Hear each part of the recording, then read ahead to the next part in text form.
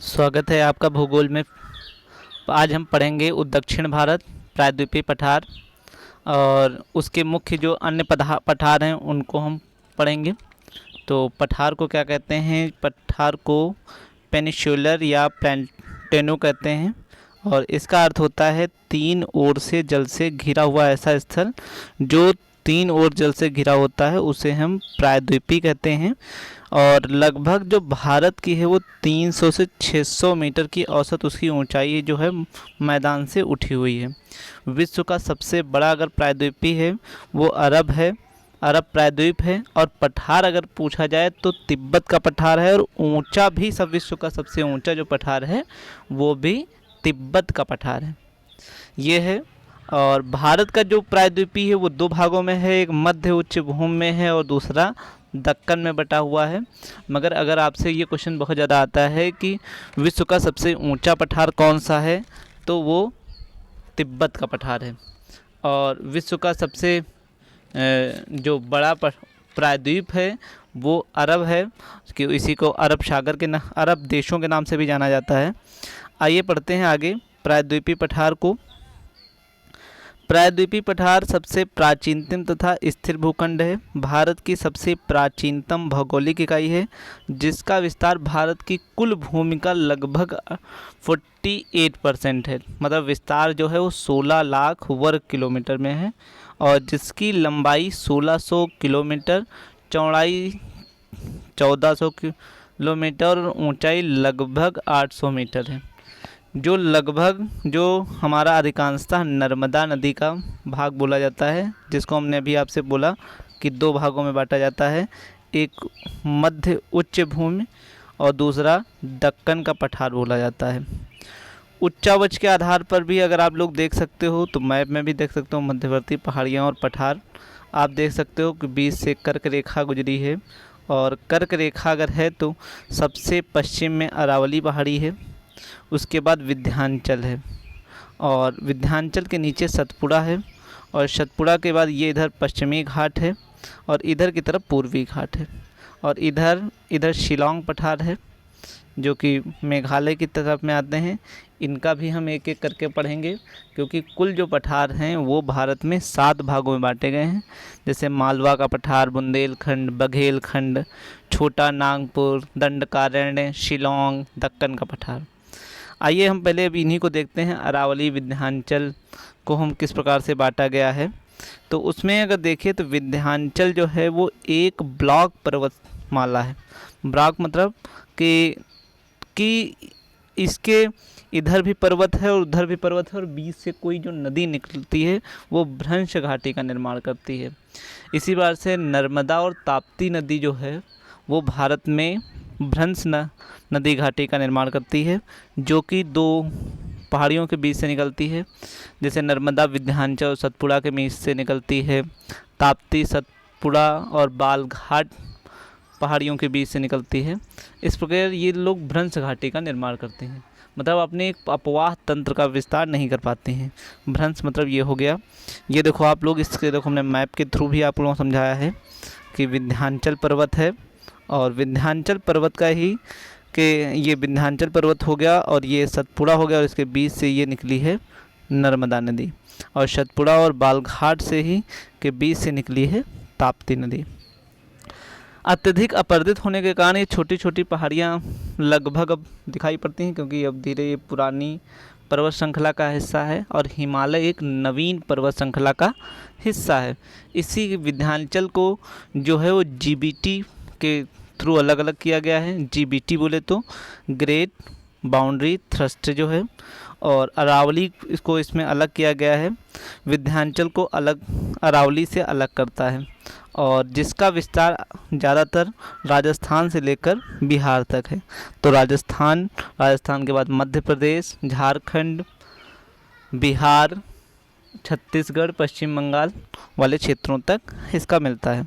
तो इसमें पहाड़ियाँ भी देख सकते हो कि विंध्याचल है जिसका सर्वाधिक विस्तार मध्य प्रदेश में है और इसी से ही चूना पत्थर व बलुआ पत्थर का प्राप्ति होती है।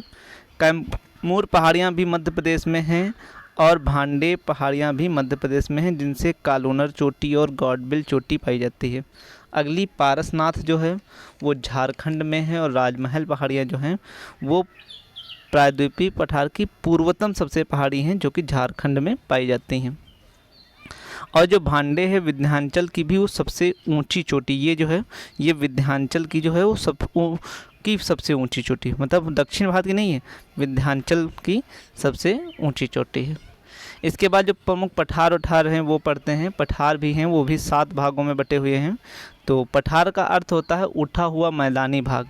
जैसे ये भाग है, ये मैदान है, उसका जो भाग इस टाइप से उठा हो तो ये हमारा पठार कहलाता है। और जो विश्व का सबसे ऊंचा जो पठार है वो तिब्बत का पठार है। और प्रायद्वीप हमने भी आपसे बताया कि विश्व का सबसे बड़ा जो प्रायद्वीप है वो अरब प्रायद्वीप है। भारत का जो पठार है वो 7 भागों में बांटा गया है। मालवा पठार, बुंदेलखंड, बघेलखंड, छोटा नागपुर, दंडकारण्य, शिलोंग, दक्कन। मालवा पठार जो है ये लगभग अधिकांशतः चंबल घाटी क्षेत्र में है, और इसका विस्तार ज़्यादातर राजस्थान के भी क्षेत्र में है। बुंदेलखंड से ही सबसे ज़्यादा उत्तर प्रदेश में क्वेश्चन पूछे जाते हैं। बुंदेलखंड में झांसी, ललितपुर, आपके महोबा, ये सब आते हैं। बघेलखंड ये आपका आ जाता है इधर मध्य प्रदेश में। फिर छोटा नागपुर आपका झारखंड छत्तीसगढ़ वाला, और इस फिर दंडकारण्य पठार है। और शिलोंग पठार जो है ये शिलोंग जो राजधानी है मेघालय की, उसी पर ये पठार है। और दक्कन का पठार फिर नीचे की तरफ जो है दक्षिण भारत में दक्कन का पठार है। इनको आप लोग मैप में भी देख सकते हो, मैप भी इसका हमने बनाया है कि ये कहाँ किसका विस्तार फैला हुआ है। तो आप देख सकते हो कि ये देखो मालवा का पठार है, ये मालवा का पठार है। और मालवा का पठार अरावली और विंध्याचल पर्वत के बीच में पड़ता है, जिसका राजस्थान मध्य प्रदेश में हिस्सा है।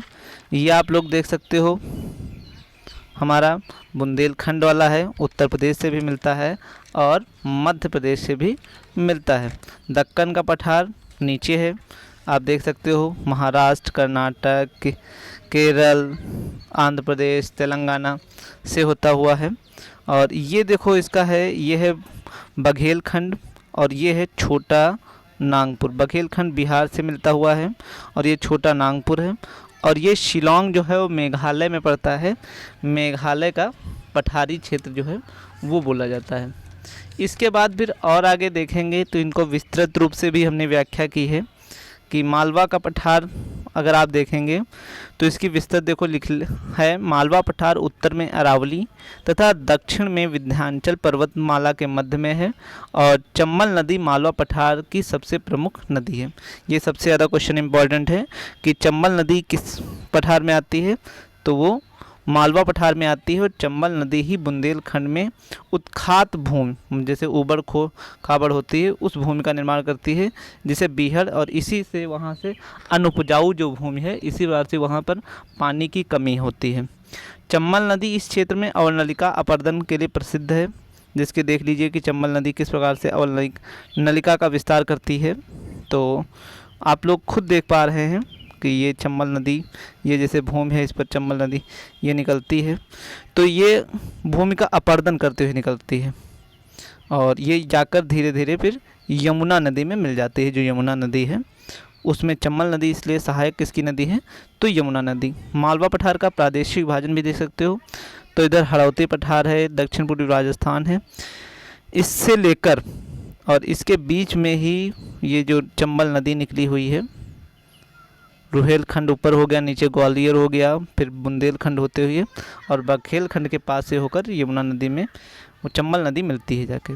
दूसरा है छोटा नागपुर पठार, इसका विस्तार जो है झारखंड, पश्चिम बंगाल, उड़ीसा वाले क्षेत्र में पाया जाता है और ये बिटुमिनस कोयले के लिए भी है फेमस, जिसमें दामोदर नदी, इसीलिए दामोदर नदी को भारत की रूहर प्रदेश कहा जाता है।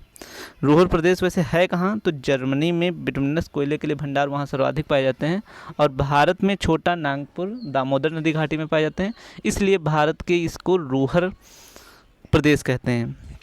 दामोदर नदी छोटा नागपुर को 2 भागों में बांटती है, एक उत्तरी भाग जिसको हजारीबाग कहते हैं, और दक्षिणी भाग जो है वो रांची का पलामू पठार कहलाता है। इस टाइप से देख सकते हो, ये है जैसे ये पूरा बना हुआ है, इसको दो भागों में बांट दिया, बीच से दामोदर नदी निकल गई, तो ऊपर का हिस्सा उत्तर वाला जो है वो हजारीबाग पठार कहलाता है, और नीचे का जो पठार है ये वाला हिस्सा ये रांची पठार या पलामू पठार कहलाता है। रांची झारखंड की राजधानी भी है। दामोदर नदी पर स्वतंत्र भारत की पहली परियोजना भी बनाई गई थी, जो कि 1948 में इस पर बनाई गई थी। ये भी सबसे ज़्यादा क्वेश्चन इंपॉर्टेंट है कि किस नदी पर सबसे पहली परियोजना बनाई गई थी। तो भारत स्वतंत्र भारत की, मतलब सर्वप्रथम नहीं है, स्वतंत्र भारत की है। और इसका जो मॉडल लिया गया था वो यूनेस्को की टेनेसी नदी घाटी परियोजना पर आधारित थी। इसलिए यूएसए की टेनेसी घाटी परियोजना कौन सी है, तो दामोदर नदी घाटी है। दामोदर नदी घाटी बिटुमिनस कोयले के भंडार के लिए प्रसिद्ध है, इसलिए इसे रूहर घाटी भी कहते हैं। और छोटा नागपुर सबसे ऊंची जो चोटी है वो पार्श्वनाथ है। अगर आपसे कभी पूछा जाए तो इसका आप लोग बता सकते हैं कि इसका कौन सा है, इसे पार्श्वनाथ कहते हैं, जो कि शममेध शिखर पर स्थित है। यहीं पर ही शममेध, यहाँ पे कट गया है, ये शममेध शिखर यहाँ पे लिखा हुआ है, शममेध शिखर पर स्थित है। इस प्रकार से दामोदर नदी को अब के बारे में आइए अगर देखते हैं तो दामोदर नदी को बंगाल का शोक कहा जाता है। और क्यों? क्योंकि ये अपनी उन नदियों को शोक कहा जाता है जो नदियाँ अपना मार्ग परिवर्तित करते हैं। जैसे बिहार की कोशी नदी बोले जाते हैं क्योंकि वो नेपाल के क्षेत्र से आती है और अपना अधिकतर मार्ग परिवर्तित करती है। मगर दामोदर नदी को बंगाल का शोक कहा जाता था, अब नहीं ज़्यादा कहा जाता क्योंकि इस पर अधिकांशतः बांध बना दिए गए हैं, जिसकी दो नदियाँ सहायक, ये है दामोदर नदी, आप देख पा रहे हैं, ये यहाँ से आती इस टाइप से, और इस पर ही बांध बनाया गया। एक कोनार बांध बनाया गया, अय्यर बांध बनाया गया और मैथन बांध बनाया गया, और उसके बाद पश्चिम बंगाल में दुर्गापुर बांध भी बनाया गया है। और बाकी जितने इधर के हैं ये है पश्चिम बंगाल का, और बाकी ये सभी जितने हैं ये सभी झारखंड के क्षेत्र में आते हैं। इसकी दो सहायक भी नदियाँ थीं, वो बोकारो और बराकर नदी थी, जो कि आकर इसमें दामोदर नदी में मिलती हैं। और बोकारो नदी पर ही बाल पहाड़ी बांध भी बना दिया गया और पंचेत बांध बनाया गया, और बोकारी नदी पर बोकारो बांध बनाया गया, जिससे इसका पानी जो है वो धीरे धीरे आगे चल के कम हो गया, जिससे क्या होता है कि बाढ़ कम आती है। और दामोदर नदी यहीं आगे चल के जो गंगा नदी का हुगली नदी बढ़ जाती है पश्चिम बंगाल में, उसी में जाकर मिल जाती है। जैसे ये हुगली नदी निकली है, मतलब गंगा की सहायक गंगा की नदी जो पश्चिम बंगाल से बढ़ जाती है, कुछ हिस्सा उसका एक हिस्सा चला जाता है पश्चिम बंगाल में ही बढ़ जाता है हुगली नदी के नाम से, और एक हिस्सा बांग्लादेश में चला जाता है जिसे हम पद्मा के नाम से कहते हैं। आइए, दंडकारण्य पठार जो है ये हमारा सबसे ज़्यादा अधिकांशता जो है नक्सली वाले क्षेत्र का है, और छत्तीसगढ़, उड़ीसा और महाराष्ट्र से संबंधित है। इसमें दक्षिणी छत्तीसगढ़, उड़ीसा और महाराष्ट्र वाला है, और यह पठार ऊबड़ खाबड़ और नक्सली प्रभावित है। इस पर ज़्यादातर लौह अयस्क पाए जाते हैं और बॉक्साइट पाए जाते हैं। बॉक्साइट उड़ीसा में पाए जाते हैं, जैसे कोरापुर पहाड़ियाँ और कोलाहांडी पहाड़ियाँ हैं, कोलाहांडी हैं। और लौह अयस्क जो हैं वो डल्ली, राजहरा और बौलाडीला क्षेत्र जो हैं वो पाए जाते हैं। और इसी की ही एक दंडकारण्य की नदी है इंद्रावती नदी, जो कि गोदावरी की सहायक है, और इसी पर ही एक जलप्रपात पड़ता है जिसे हम बोलते हैं भारत का मिनी नयाग्रा भी बोलते हैं, चित्रकूट जलप्रपात। इंद्रावती नदी जो है इसी पर ही चित्रकूट जलप्रपात है। ये ध्यान करिएगा कि चित्रकूट जलप्रपात अगर आपसे पूछा जाए तो छत्तीसगढ़ में है और इंद्रावती नदी पर है, और जबकि चित्रकूट जो शहर है, ज़िला है, वो उत्तर प्रदेश में है। और ये गोदावरी की सहायक नदी है और भारत का इसे मिनी नियाग्रा कहते हैं।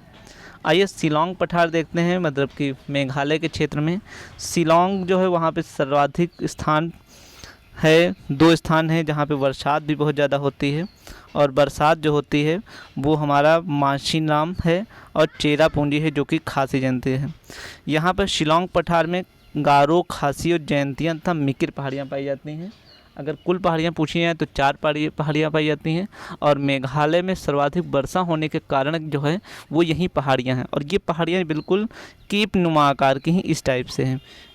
और सिर्फ इसमें जो मेकिर एक ऐसा है जो गोलाकार की है, मतलब बाकी सभी पहाड़ियाँ ये जो तीनों हैं वो कीप नुमा हैं। जिसमें से पहली है, आप देख सकते हैं, गारो है, फिर खासी है, फिर जयंतिया है, और फिर मेकिर देखो गोलाकार में आ गई। इस टाइप से इधर पहले राजमहल था। गारो खासी पर ही नोकरेक जो है वो जैव संरक्षित क्षेत्र है, और यहीं ही शिलोंग की सबसे ऊंची चोटी भी है अगर पूछा जाए। उसके बाद खासी पर ही शिलोंग जो राजधानी मेघालय की है वो भी इसी पर स्थित है, और खासी पर ही माशिनराम जो सर्वाधिक वर्षा वाला और चेरापूंजी भी है वो इसी पर स्थित है। ये हमारे इसी पर ही स्थित हैं, और ये तीनों कीप नुमा हैं। ये देखो हमने इस पर से है, और मेकिर जो है वो गोलाकार है। और ये जो है हमारी ये राजमहल पहाड़ियाँ हैं, जिससे हम मालदा, और इसके बीच का जो ये हिस्सा है, ये हिस्सा जो है ये है मालदा भ्रंश या राजमहल गारो गैप भी कह सकते हैं, कि बीच का जो गैप है। आइए इसके बारे में हम देखते हैं विस्तार से। शिलोंग पठार जो है मालदा भ्रंश या राजमहल गारो मैप द्वारा मुख्य प्रायद्वीपीय भाग से अलग करता है। शिलोंग के पठार की सबसे ऊंची जो चोटी है वो उस पर नोकरेक है और जैव संरक्षित है। गारो खासी जयंतिया पहाड़ियाँ कीपनुमा पहाड़ियाँ हैं। सर्वाधिक वर्षा वाला मासिनराम तथा चेरापूंजी भी खासी पहाड़ियों पर स्थित हैं। मिकिर पहाड़ियों पर एक गोलाकार पहाड़ी है। मेघालय की राजधानी शिलोंग खासी पहाड़ियों पर स्थित है, और मेघालय पठार जो है खनिज संपन्न पठार में आते हैं। मेघालय का जो शब्द दिया था वो शिव प्रसाद चटर्जी ने दिया था, क्योंकि यहाँ बादल बहुत नज़दीक थे, क्योंकि पहाड़ियों से देखते थे, इसीलिए इसको मेघ का घर कहा और उसका नाम दे दिया मेघालय। अगला ये देखते हैं दक्कन का पठार। दक्कन का जो पठार है उसमें ये भारत का सबसे बड़ा पठार है, और इसकी आकृति जो है, क्योंकि नीचे की तरफ है, महाराष्ट्र में है, नीचे फैला हुआ अन्य प्रदेशों में है, तो महाराष्ट्र है, केरल तक फैला हुआ है, कर्नाटक में फैला हुआ है, आंध्र प्रदेश तक फैला हुआ है, इसलिए इसको हम त्रिभुजाकार आकार का बोलते हैं। इसका इस टाइप से फैला हुआ है, ठीक है, तो इसे त्रिभुजाकार आकृति बोलते हैं। निर्माण इसका जो हुआ है वो क्रिटेशियस काल दरारी ज्वालामुखी उद्गार से हुआ है। दक्कन का जो पठार है वो काली मृदा से संपन्न पठार है, और इस मृदा का जो रंग है वो टाइटेनिफरस के कारण काला रंग है, और काली मृदा को ही रेगुर मृदा भी कहते हैं।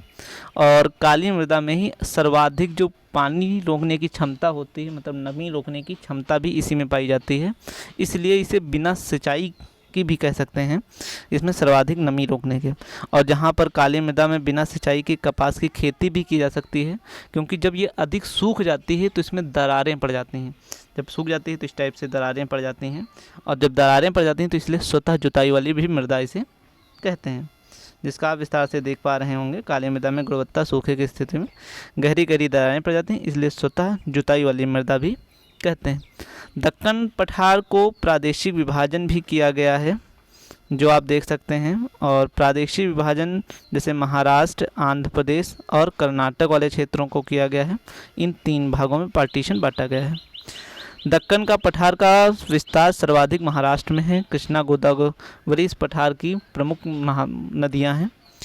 आइए इसमें महाराष्ट्र में आप देखते हैं, तो महाराष्ट्र में आप देखेंगे तो दक्कन का पठार सर्वाधिक विस्तार जो है वो महाराष्ट्र में ही है। और आंध्र प्रदेश में देखेंगे तो कृष्णा नदी आंध्र प्रदेश को 2 भागों में बांटती है। उत्तरी भाग तेलंगाना, दक्षिणी भाग रायशीला, और तीसरा जो है सीमावर्ती को सीमांध्र है। जैसे आप देख सकते हैं मैप के थ्रू, जैसे हमने इसको बनाया है कि ये ऊपर ये पूरा पठार है, और इस बीच से एक नदी निकलती है, कृष्णा नदी, और जिसको 2 पार्टीशन में बढ़ती है। तो ऊपर का भाग तेलंगाना, नीचे का भाग रायलसीमा पठार बोला जाता है।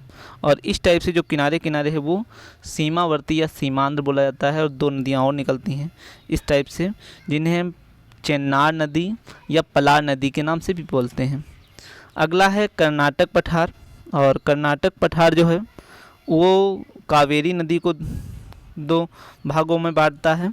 जैसे आप लोग देख पा रहे हैं, कावेरी नदी को बेंगलोर, मैसूर का है, इससे कावेरी नदी बढ़ती है, तो ऊपर का बेंगलोर बोला जाता है और नीचे का मैसूर पठार बोला जाता है। ये हमारा इसका बाद था। अब इसके बाद हम तटीय मैदान भाग पढ़ेंगे, जिसमें जितने हमारे तटीय राज्य हैं, इतना है। तटीय सीमा की लंबाई लगभग 6100 मीटर है और कुल तटीय सीमा जो है 7516। 9 राज्य हैं तटीय सीमा से। गुजरात, महाराष्ट्र, गोवा, कर्नाटक, केरल पश्चिमी तट के हैं, तो और तमिलनाडु, आंध्र प्रदेश, उड़ीसा और पश्चिम बंगाल ये पूर्वी तट के हैं। अगले हम इन्हीं तटीय मैदानों पर चर्चा करेंगे।